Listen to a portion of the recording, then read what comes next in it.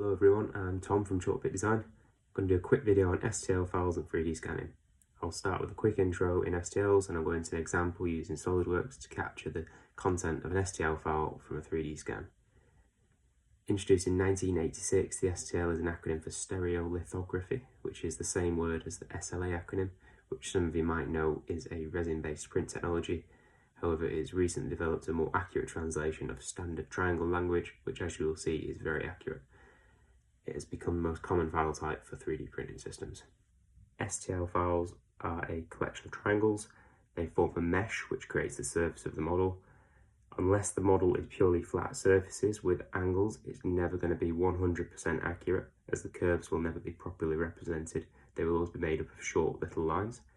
However, for most applications, the resolution of these lines is more than adequate and there's no problems. If it were to be exported at a low resolution, you may see flat surfaces transferred into the 3D print, like this example.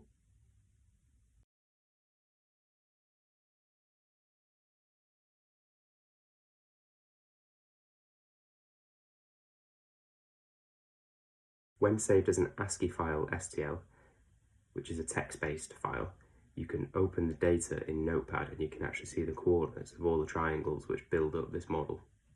In theory, you could model a cube in Notepad quite easily by using the four corners of the cube as coordinates for the triangles.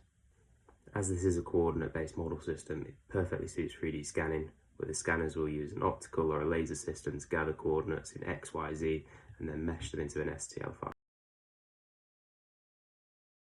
Here's an example of a 3D scan part. You can see the surface defects have come through and any imperfections.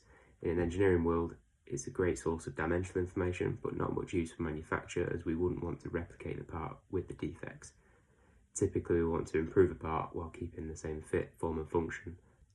Step files are a lot more useful for 3D printing and sharing 3D geometry. There is no colour, material, units, texture or tolerances transferred in an STL file, which is possible in other formats, which is why, in my opinion, I think the STL file is becoming more and more redundant in 3D printing and is purely a good way of transferring dimensional data from a 3D scan. Hopefully that wasn't too boring and I hope you learned something. You might see a few more short videos like this in the future, just trying to put a face and a voice to Chalkpit Design. Have a nice day. Bye.